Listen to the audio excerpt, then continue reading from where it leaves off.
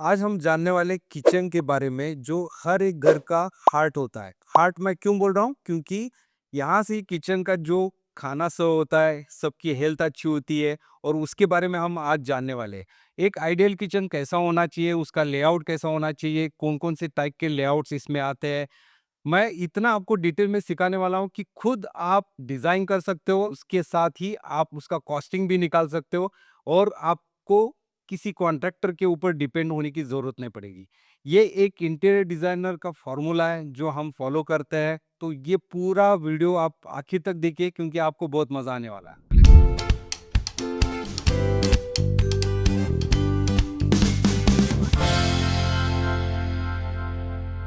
Hello guys, this is Arun APG interior blog. मैंने जैसे कहा कि आज का टॉपिक कौन सा है, किचन के बारे में। तो इसको मैंने क्या किया है कि 7 पार्ट में डिवाइड किया है और ताकि आपको पूरा का पूरा नॉलेज स्टेप वाइज देता जाऊं। सो 6 पॉइंट्स तो रहेंगे किचन के रिलेटेड, लेकिन उसके साथ एक आखिरी जो पॉइंट रहेगा वो बोनस पॉइंट रहेगा। सो पहला पार्ट आता है कि किचन का लेआउट। किचन के लेआउट में बहुत सारे टाइप्स आते हैं जिसमें आप देख सकते हो एल शेप किचन आता है, पैरेलल किचन आता है, आइलैंड किचन आता है। आपको साइड में इमेजेस देखते रहेंगे तो आपको पता चलेगा कि मैं किस बारे में बात कर रहा हूँ। और उससे भी एक बढ़िया है, वो है वर्क ट्रायंगल, जो किचन में फॉलो करना बहुत ही जरूरी है। वर्क ट्रायंगल क्या होता है? वर्क ट्रायंगल में आपको 3 चीजें ध्यान में रखनी पड़ती है, जो है आपके रेफ्रिजरेटर का पोजीशन, सिंक का पोजीशन और आपका कुकिंग रेंज जो हॉब है, जो आप शेगड़ी बोलते हैं। तो वो एक रेंज होता है। तो तीनों चीजें हमेशा पास पास में चाहिए जब काम करते हैं। जैसे मान के चलिए, फ्रिज में से आपने वेजिटेबल्स निकाला, फिर वॉश करने के लिए सिंक में लिया और उसके बाद आप कटिंग चॉपिंग करके हॉब के लिए जो कुकिंग करेंगे तो उसका यूज होता है। सो ये वर्क ट्रायंगल बहुत ही मैटर करता है एक लेआउट में। अब किचन प्लेटफॉर्म जो होता है वो मेनली 2 पार्ट में आता है या 2 टाइप्स भी आप बोल सकते हो। पहला वाला है civil kitchen platform. Civil kitchen platform में क्या होता है कि जो बिल्डर आपको कंस्ट्रक्ट करके, जैसे मान के चलिए कि पूरा जो सिविल में जैसे कडप्पा है, ग्रेनाइट का टॉप है, इसमें ये बनाया जाता है, इसको बोलते हैं सिविल वाला। और दूसरा जो आता है मॉड्यूलर। मॉड्यूलर यानी क्या है कि आपको पूरा ब्लैंक बेयर शेल किचन रहेगा, उसमें आपको मॉड्यूलर फर्नीचर में आपको प्लेटफॉर्म बनाना पड़ता है। मॉड्यूलर प्लेटफॉर्म में कैसे होता है कि ये प्लाईवुड या पीवीसी या एचडीएचएमआर, इसमें एक पूरा ढांचा बनाया जाता है जो प्लेटफॉर्म के लिए यूज होता है। लेकिन मैं हमेशा रिकमेंड करता हूँ कि आप सिविल वाला जो प्लेटफॉर्म है वही यूज कीजिए, क्योंकि इसकी लाइफ भी अच्छी है। क्योंकि मॉड्यूलर में कैसे होता है कि उसमें पानी का इशू आ सकता है और वो डैमेज होने का भी चांसेस है, तो उसकी लाइफ बहुत ही कम है। ज्यादा से ज्यादा मान के चलिए 5 साल 7 साल बहुत हो गए। लेकिन सिविल जो ओटा होता है, जो प्लेटफॉर्म होता है, इसका जो लाइफ है 10 से 15 साल कम से कम। आप मान के चलिए कि 10-15 साल तो बहुत ही मिनिमम मैं बोल रहा हूँ, लेकिन उससे ज्यादा ही जाएगा। जब तक आपका घर है तब तक आपका ये किचन का प्लेटफॉर्म चलता रहेगा। इसमें अगर आप देखेंगे तो सिविल जो ओटा होता है या प्लेटफॉर्म होता है, उसके लिए भी आप अलग अलग जो स्टोन्स होते हैं यूज कर सकते हैं। अभी स्टोन के बारे में अगर बात करेंगे तो एक तो आता है नेचुरल स्टोन, जो हम नेचुरल सोर्स से हम प्रोक्योर करते हैं, और दूसरा जो आता है वो आर्टिफिशियल होता है। आर्टिफिशियल में क्वार्ट्ज का जो है, यानी क्वार्ट्ज यानी ये आर्टिफिशियल से बनाया जाता है, लेकिन इसकी ड्यूरेबिलिटी थोड़ी बहुत कम होती है। इसके कुछ डूज एंड डोंट्स भी होते हैं, क्योंकि आर्टिफिशियल है तो इसमें आपको जैसे टर्मरिक है, हल्दी जो बोलते हैं उसके दाग आ सकते हैं, स्टेन्स जो बोलते हैं वो आ सकते हैं। फिर अगर उसके ऊपर आप कुछ ज़्यादा ही हॉट कुछ चीज़ें रखेंगे तो वो डैमेज होने का चांस होता है। So better way natural stone के साथ जाइए। इसमें आपको थोड़ा लिमिटेड कलर्स मिलेगा, नॉर्मली ब्लैक कलर या रेड कलर्स ऐसे आप ले सकते हैं। रेड क्यों? क्योंकि वास्तु के हिसाब से भी रेड कलर बहुत ही अच्छा माना जाता है। सो रेड में लाखा रेड करके एक आता है, तो वो आप यूज कर सकते हो। अभी उसके साथ ही अगर आपने डिसाइड कर लिया कि आपको स्टेनलेस स्टील में जाना है या टैंडम में जाना है, लेकिन पोजीशन कैसे आप फाइनल करेंगे, ये बहुत ही इंपॉर्टेंट रोल प्ले करता है। जब भी एक इंटीरियर डिजाइनर काम करता है किचन के बारे में, तो पहले जो लेडीज काम करती है वो देखना पड़ेगा वो राइट हैंडेड है या लेफ्ट हैंडेड है, क्योंकि उसकी वजह से हमें पोजीशंस फाइनल करने पड़ते हैं हर एक टैंडम बॉक्स की या हर एक स्टेनलेस स्टील का जो ट्रॉली आता है उसकी। मान के चलिए जैसे कुकिंग रेंज है, तो कुकिंग रेंज के पास में आपको चाहिए पहले कटलरी, क्योंकि काम करते समय वो बहुत ही यूज़ होता है। कटलर के नीचे चाहिए कप एंड सॉसर, फिर जहाँ पे सिंक है, सिंक के जस्ट साइड में आपको चाहिए थाली, क्योंकि जैसे ही आप थाली या वॉश करेंगे उसको रखने के लिए जगह चाहिए, तो वो उसको पास में रखना है। तो ये टैंडम बॉक्स का या ट्रॉली का पोजीशन होता है। बाकी जो जगह बचती है, वहाँ पे आपके हिसाब से आप टैंडम बॉक्स ले सकते हो, और मान के चलिए कि कहीं पे आपको जैसे स्टैंडर्ड साइज़ेस आते हैं, स्टेनलेस स्टील में जो रेडीमेड अगर आप ट्रॉलीज़ लेंगे, तो बीच में कहीं पे 6 इंच या 7 इंच की जगह बचती है। वहाँ पे आप एक बॉटल पुल आउट भी डाल सकते हैं, जिसमें जगह वेस्ट भी नहीं जाएगी और यूज़ में आ जाएगी। अभी 4th पॉइंट क्या है कि आपने ढाँचा तो बना दिया, टैंडम बॉक्स फिक्स किए या ट्रॉलीज़ फिक्स किए, लेकिन सामने का जो एस्थेटिक व्यू जो दिखने वाला है, उसके लिए मटेरियल कौन-सा यूज़ करना है, ये बहुत ही वाइज़ली आपको चूज़ करना पड़ेगा। इसमें बहुत सारे ऑप्शंस मार्केट में अभी अवेलेबल है। जैसे मान के चलिए कि पॉलीमर शटर आता है, एक्रेलिक शटर आता है या ड्यूको पेंट वाला शटर आता है, ये सब मशीन मेड है। अगर आपका बजट थोड़ा कम है, टाइट है और चाहते हैं कि नहीं मुझे लुक तो अच्छा ही चाहिए, तो आप कारपेंटर से भी बनवा के ले सकते हैं।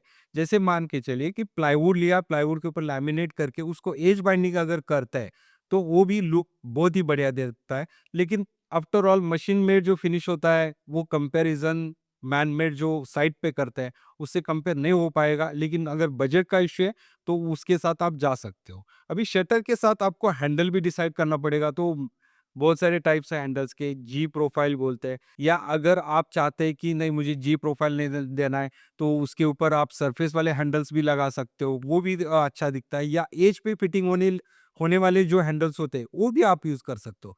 इसमें हमेशा एक कलर कॉम्बिनेशन का ध्यान रखिए। आजकल का जो ट्रेंड है, इंटीरियर में हम देखते हैं कि ज़्यादा से ज़्यादा सिंगल कलर यूज़ होता है। तो किचन में भी ज़्यादा से ज़्यादा सिंगल कलर यूज़ कीजिए, क्योंकि वो पुराना ज़माना हो गया है कि पहले कैसे होता है, ग्रीन डालो, ग्रीन के साथ रेड डालो, ग्रीन के साथ व्हाइट डालो, ग्रे डालो, ऐसे 2 कॉम्बिनेशन में होता था। अगर आपको किचन ह्यूज दिखाना है, विजुअली बड़ा दिखना चाहिए, so go with the single colour option, वो ज़्यादा बढ़िया दिखेगा। अभी इसी पॉइंट में अगर आप शटर ले रहे हो, तो उसका अंदर वाला मटेरियल क्या है, ये भी जानना बहुत ज़रूरी है, क्योंकि मार्केट में ये बहुत सारे फ्रॉड होते हैं। बोला एक जाता है और देते हैं मटेरियल कुछ अलग।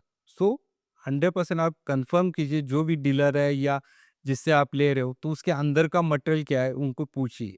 मैं रिकमेंड करता हूँ हमेशा HDHMR, ये मटेरियल यूज़ कीजिए प्लाईवुड की जगह पे। अगर प्लाईवुड ही यूज़ करना है, तो मरीन वाला यूज़ कीजिए, वाटरप्रूफ यूज़ कीजिए, क्योंकि इससे आगे जाके प्रॉब्लम नहीं होगा। नॉर्मली अंदर जाने के लिए, जैसे अंदर का प्लाईवुड जो लेयर होता है, उसको पूरा साइड से कवर किया जाता है, तो अंदर पानी जाना बहुत मुश्किल है। बट मैं रेकमेंड करूँगा HDHMR के साथ जाइए, वो ज़्यादा बेटर ऑप्शन रहेगा। अभी तो हमने बात की बेस यूनिट की, लेकिन उसके साथ आपको एक्स्ट्रा स्टोरेज भी चाहिए, तो स्टोरेज के लिए क्या करना है हमें, ओवरहेड कैबिनेट्स। किचन के प्लेटफॉर्म के ऊपर जो प्लेटफॉर्म की हाइट है, नॉर्मल हाइट जो होती है 32 इंच 33 इंच होती है, डिपेंड ऑन वहाँ पे वर्किंग कौन कर रहा है, उसकी हाइट कितनी है, इसके हिसाब से ये हाइट मेजर की जाती है, या स्टैंडर्ड में हम चेंजेस कर सकते हैं। लेकिन स्टैंडर्ड हाइट 32 एंड अबव होती है, जो प्लेटफॉर्म की हाइट होती है। जैसे मान के चलिए 32 इंच आपके प्लेटफॉर्म की हाइट है, इसके बाद आपको 2 फीट की जगह आपको वॉल पे ओपन रखनी है, और उसके ऊपर आपको चालू करना है ओवरहेड कैबिनेट। अभी ओवरहेड कैबिनेट का जो डेप्थ होता है, दैट इज मैक्सिमम 13.5 इंच।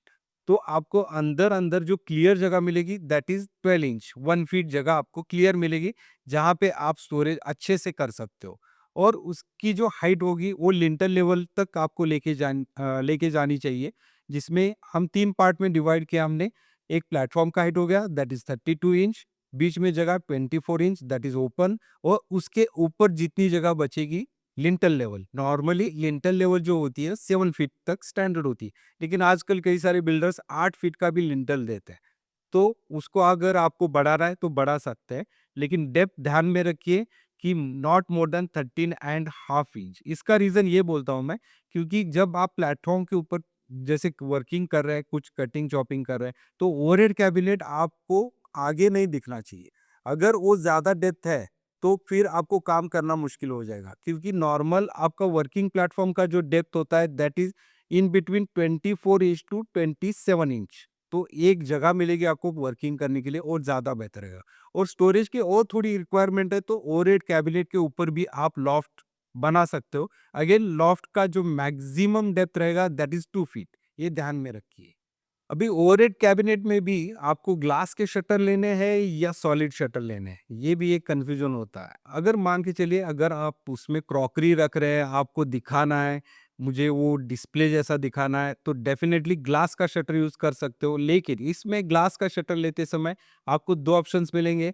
एक तो आप HDHMR का जो प्लाई होता है उसमें आप कटआउट करके ग्लास बिठा सकते हो, या फिर और थोड़ा एक्सक्लूसिव दिखाना है तो एल्यूमिनियम प्रोफाइल होता है जो 1 mm थिकनेस साइड का एज दिखता है, वो यूज कीजिए। वो दिखने के लिए भी बहुत ही बढ़िया दिखता है। और उसमें चाहिए तो आपको कलर भी अलग अलग ले सकते हो, जैसे गोल्डन कलर ले सकते हो, कॉपर ले सकते हो, ब्लैक ले सकते हो, या एल्यूमिनियम जो बेसिक कलर होता है उसके साथ भी आप जा सकते हो। सो आप डिसाइड कीजिए कि आपको अगर दिखाना है तो ग्लास का शटर, नहीं मुझे कुछ दिखाना नहीं है उसमें, जो अदर चीजें मैं रखता हूँ या रखती हूँ वो हाइड करना है, तो सॉलिड शटर के साथ जाइए। अभी सबका फेवरेट टॉपिक वो है कॉस्टिंग। कॉस्टिंग बोला तो सब ऐसे जागते हैं, देखते हैं कि नहीं कॉस्टिंग मेरा कितना जाने वाला है, क्योंकि हर एक क्लाइंट का क्या होता है कि पहले एक होता है क्वेश्चन कि कॉस्टिंग कितना जाएगा। लेकिन रुकिए, कॉस्टिंग जानने के लिए आपको पहले देखना पड़ेगा स्पेसिफिकेशन। मैं हमेशा कहता हूँ क्लाइंट को कि हम जब आपको कोटेशन देते हैं तो उसमें पहले कंपैरिजन कीजिए मटेरियल कौन सा है, क्योंकि बहुत सारे लोग क्या करते हैं बॉटम प्राइस देखते हैं। बॉटम प्राइस में अगर एक का कोटेशन आ रहा है 1 लाख रुपए और दूसरे का आ रहा है 1.5 लाख रुपए, तो इतना ह्यूज डिफरेंस कैसे आता है? इतना कोई कमाता नहीं है। ये बेसिक चीज है। तो पहले हमेशा जब भी कोटेशन आप किसी का कंपैरिजन कर रहे हो तो ये ध्यान रखिए कि उसको पूछिए स्पेसिफिकेशन। अभी स्पेसिफिकेशन के बारे में बात करते हैं। ये बहुत ही सिंपल फॉर्मूला है मेरा जो मैं आपको बोलने जा रहा हूँ। आपको वही चीजें सिर्फ फॉलो करनी है और आप खुद कॉस्टिंग निकाल सकते हैं। सो पहला पॉइंट क्या रहेगा मेरा कि नंबर ऑफ ट्रॉलीज या नंबर ऑफ टैंडम बॉक्स कितने आ रहे हैं उसको पूछिए। जो भी आपका कॉन्ट्रैक्टर है उसको पहले ये पूछिए कि नंबर ऑफ मुझे जो ट्रॉलीज दे रहे हो या टैंडम बॉक्स दे रहे हो, ये मेरी रिक्वायरमेंट है और ये काउंटिंग करके मुझे बोलो कितने आ रहे हैं। अगर ट्रॉली एसएस यानी स्टेनलेस स्टील में है तो उसका जो एक स्टैंडर्ड साइज होता है not more than 2 feet width में, ये हमेशा ध्यान रखो आप। टैंडम का maximum width 30 inches means 2.5 feet, इससे ज्यादा होना नहीं चाहिए। इसका रीजन है कि वेट कैरी करने का उसका भी एक कैपेसिटी होता है। जैसे टैंडम बॉक्स है तो मैक्सिमम 45 to 50 kg वो कैरी करता है, उससे ज्यादा वेट कैरी बिल्कुल भी नहीं करेगा और ये बाद में जाके आपको दिक्कत देने वाला काम है। सो पहला फॉर्मूला क्या है कि आप काउंटिंग कीजिए नंबर ऑफ ट्रॉलीज या नंबर ऑफ टैंडम बॉक्स। अभी नॉर्मली मैं ये जो बोल रहा हूँ, एक मान के चलिए अगर स्टेनलेस स्टील की अगर ट्रॉली है तो वो आती है मैक्सिमम 2000 रुपीज एक। एक जो होती है 2000 रुपीज तक आती है इसमें। लेकिन जैसे मैंने कहा आप 304 ग्रेड ले रहे हो या 202, 202 सस्ता आएगा, 304 महंगा आएगा। कितना कॉस्ट डिफरेंस आएगा? ज्यादा से ज्यादा 25 to 30% ये कॉस्ट डिफरेंस रहेगा इसमें। अगर मान के चलिए 2000 में आ रहा है तो वो 1500 में आएगा या 1700 में आएगा। और टैंडम का एक स्टैंडर्ड, इसमें कई सारी ब्रांड्स आते हैं। अगर इकोनॉमिकल रेंज अगर आप देख रहे हो तो उसमें इप्को के साथ आप जा सकते हो। थोड़ा प्रीमियम चाहिए हेडिश के साथ जा सकते हो, उससे थोड़ा और प्रीमियम चाहिए हैपले के साथ जा सकते हो, नहीं मुझे और एक्सक्लूसिव चाहिए ब्लम के साथ जा सकते हो। सो डिपेंड करता है आपका बजट कितना है। सभी टैंडम बॉक्स अच्छे ही है, कोई भी प्रॉब्लम नहीं देता। आज तक मेरे 18 साल के करियर में कभी मैंने ये प्रॉब्लम फेस नहीं किया है। जितनी भी बनाए सिर्फ उसका कंस्ट्रक्शन अच्छा होना चाहिए। अब ये कंस्ट्रक्शन मैं क्यों बोल रहा हूँ, क्योंकि टैंडम बॉक्स जो होता है वो सिर्फ साइड का जो रेल होता है वो सिर्फ आपको डीलर से मिलता है, लेकिन इसका जो बेस और पीछे का जो एक पार्टीशन होता है ये कारपेंटर बनाता है जगह पे। सो ये ध्यान हमेशा रखिए। अगर मॉड्यूलर में आप ले रहे हो जो शोरूम में जाके देखते हो और बोलते कि नहीं मुझे ऐसा ही चाहिए, वो सेम आपका कारपेंटर बना सकता है। बहुत सारे लोगों का मीथ है कि नहीं हम शोरूम से लेंगे तो बढ़िया क्वालिटी आएगा, ऐसा कुछ भी नहीं है। आपका सेविंग जो होने वाला है कम से कम बोल रहा हूँ मैं 30 to 40% आपका पैसा यहाँ पे बचने वाला है। अगर कोई डीलर कोट कर रहा है आपको एक किचन आपको समझ के चलिए 5 लाख, तो उससे आपको कम से कम 30-40% कॉस्ट अपने बचने वाली है। अभी सेकंड पार्ट है हमारा उसमें ही कॉस्टिंग के इसमें। सामने से आप काउंट कीजिए, आपका मान के चलिए प्लेटफॉर्म है 10 फीट, एक विड्थ है, स्टैंडर्ड हाइट होती है 2.5 फीट की। सो 2.5 फीट मल्टीप्लाई 10 फीट तो 25 स्क्वायर फीट आ गया। तो 25 स्क्वायर फीट मल्टीप्लाई जो शटर आप चॉइस करेंगे, जैसे मान के चलिए अगर लैमिनेटेड शटर लेते हो तो फैक्ट्री रेट बोल रहा हूँ मैं, ये रेट हर जगह पे डिफर हो सकता है। आप रेट को लेके ऐसा कमेंट मत कीजिए क्योंकि बहुत सारे ऐसे लोग होते हैं, मैं आपने इतना बोला था। अगर फैक्ट्री से लेंगे laminated shutters so around it will come 350 to 550 rupees per square feet. So simple calculation है, जितना एरिया आपका आ रहा है 25 स्क्वायर फीट मल्टीप्लाई आप मान के चलिए 400 रुपए आप कर रहे हैं, तो ये आपका शटर का कॉस्ट हो गया। अभी इसमें जैसे जैसे आप अलग अलग शटर्स चॉइस करेंगे उसको मल्टीप्लाई करना है, तो आपको एक शटर का एक क्वांटिटी मिल गया और उसका एक कॉस्टिंग भी मिल गया। अभी ये होने के बाद हैंडल का कॉस्ट हमेशा अलग होता है। मान के चलिए कि जो भी हैंडल आप चॉइस करेंगे, जी प्रोफाइल होगा, सरफेस वाला होगा, एज पे जो रहेगा रहेगा वो होगा, तो अलग अलग उसके साथ रेट्स चेंज होंगे। लेकिन आप उसको कॉन्ट्रैक्टर को बोल सकते हो कि मुझे ये टाइप का हैंडल चाहिए, चाहिए तो मैं लेके देता हूँ, आप फिक्सिंग करवा के दे दो। ये भी बढ़िया चीज़ है। ये हो गया सामने का शटर। फिर आएगा लेबर कॉस्ट। लेबर कॉस्ट कैसे लेता है? बहुत सारे लोगों को मिथ होता है या लेबर फ्रॉड भी करते हैं। मैं ऐसा नहीं बोल रहा कि सभी लोग ऐसे ही काम करते हैं, लेकिन कुछ लोग होते हैं कि आपको रेट जो है वो हायर साइड पे चार्ज करते हैं। लेकिन मैं आपको इसका सिंपल एक फॉर्मूला ही बोल रहा हूँ। सामने का जितना शटर का एरिया है 25 स्क्वायर फीट हम एक मान के चल रहे हैं, उसको मल्टीप्लाई कीजिए उसका लेबर रेट, दैट इज 450 500 या कोई 600 तक जा सकता है। जितना कॉस्ट आएगा उतना ही कॉस्ट वो लेबर आएगा। अभी लेबर में क्या इंक्लूड है? टैंडम बॉक्स बनाना वो भी इंक्लूड है, उसको फिटिंग करना वो भी इंक्लूड है, उसका सामने का शटर जो बिठाना है, मैं बिठाना है बोल रहा हूँ। इसके ऊपर मैं क्यों प्रेशर दे रहा हूँ? क्योंकि बहुत सारे लोगों को ऐसा लगता है कि नहीं वो शटर भी वही बनाएगा। अगर वही शटर बना रहा है आपका कारपेंटर, उसका चार्ज वो एक्स्ट्रा लेगा। हम मशीन मेड की बात कर रहे हैं, सो इसका काम है सिर्फ जगह पे फिटिंग करना, तो उसका एक लेबर कॉस्ट आएगा। तो ये सेकंड पार्ट में हमारा पूरा लेबर कॉस्ट निकल जाएगा। अभी जो बोनस पॉइंट के बारे में बात कर रहा था वो है लाइटिंग के बारे में, क्योंकि किचन तो बन गया लेकिन लाइटिंग अगर सही नहीं है तो किचन पूरा आपका फेल है। तो मैक्सिमम किचन में ज्यादा लाइट होनी चाहिए। मान के चलिए 100 अगर स्क्वायर फीट है आपका कारपेट एरिया, तो इसमें कम से कम 8 से 12 वैट की जो लाइट आती है वो लगनी चाहिए। 8 से 10 क्वांटिटी मिनिमम लगनी चाहिए, तभी उजाला अच्छे से आएगा। दूसरा उसमें पॉइंट रहेगा लाइटिंग में, जो आप कैबिनेट्स बना रहे हो उसके नीचे प्रोफाइल लाइट्स डालिए एलईडी, वो भी बढ़िया दिखेगा। और थर्ड जो रहेगा वो दैट इज स्कर्टिंग लेवल, यानी जैसे मान के चलिए रात में अगर आप किचन में आते तो हर्श लाइट नहीं आनी चाहिए, तो वहां पे सेंसर बेस आप एक एलईडी स्ट्रिप लगा सकते हो या प्रोफाइल लगा सकते हो, जिससे क्या होगा जैसे ही एंटर होंगे तो पूरा फ्लोर जो है वो लाइट अप हो जाएगा। अगर ये वीडियो आपको हेल्पफुल लग रहा है तो डेफिनेटली आपको लाइक करना ही होगा और सब्सक्राइब कीजिए, क्योंकि ऐसे ही मैं इंटरेस्टिंग और ज्यादा से ज्यादा टॉपिक लाने की कोशिश करूंगा। So that's it guys, this is Arun signing off APG interior blog. फिर मिलते हैं ऐसी इंटरेस्टिंग नेक्स्ट वीडियो में। Tata bye bye.